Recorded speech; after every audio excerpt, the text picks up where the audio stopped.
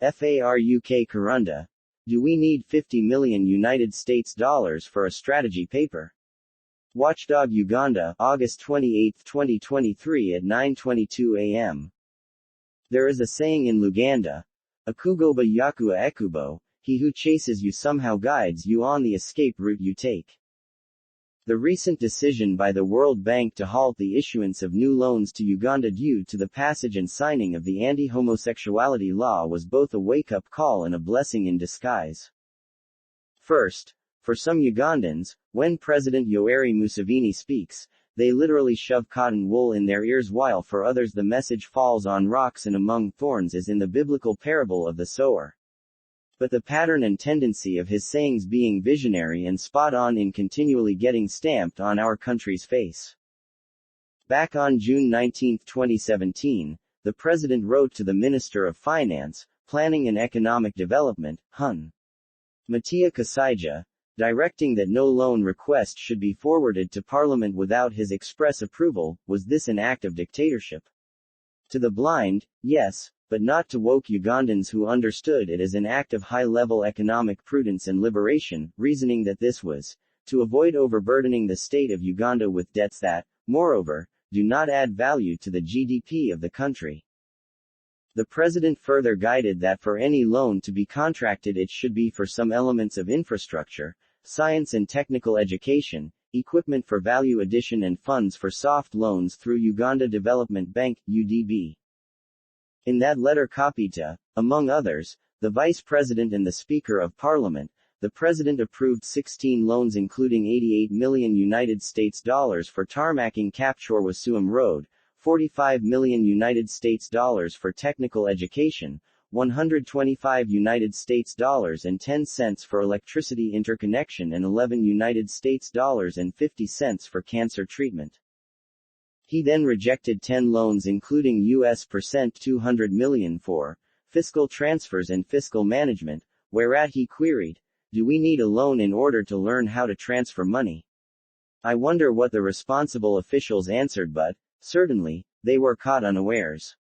Another loan he rejected was 60 million United States dollars for farming on computers ICT, which derided as fancy, advising that, rather, farmers need fertilizers, good farming practices, irrigation systems, etc.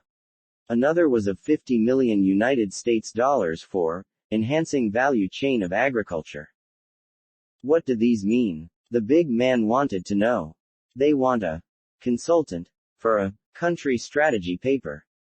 Really? Do we need a strategy paper?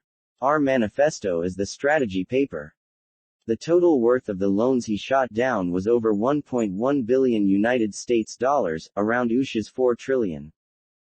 In another letter dated April 4, 2020, the President rejected the loan on the Forest and Resilience Landscape Project, and the additional financing for intergovernmental fiscal transfers, worth 400 United States dollars million. He noted lack of seriousness on the part of some officials and failure to use clear language in seeking for the loans. All that money, if approved, would probably have ended up in the pockets of a few without a trace of anything added to the national economy, but with all of us expected to pay back.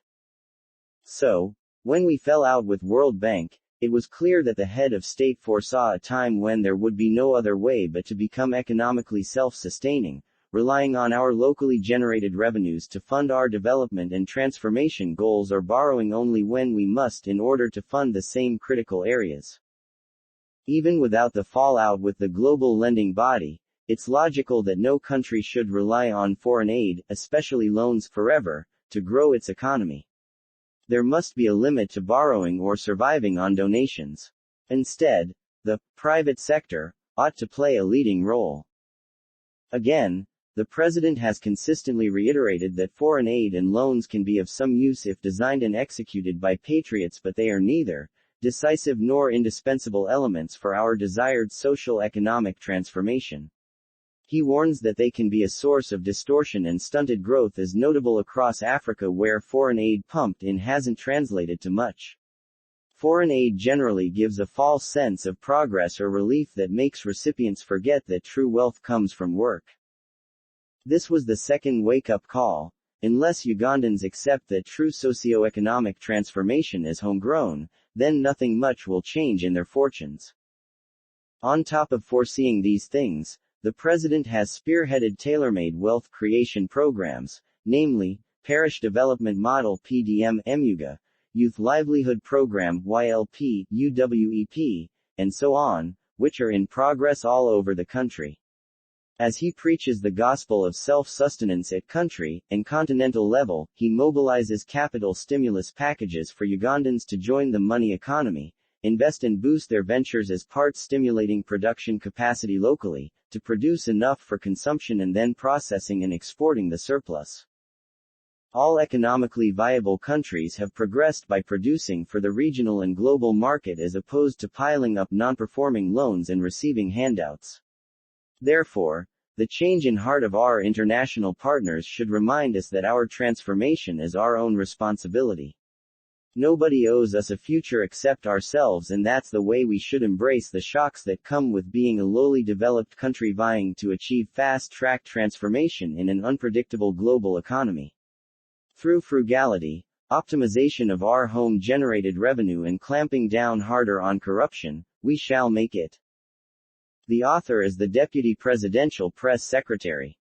Email: faruk.kirunda@statehouse.go.ug. 07769800486, 07839908861. The Post FARUK Kirunda. Do we need 50 million United States dollars for a strategy paper? Appeared first on Watchdog Uganda.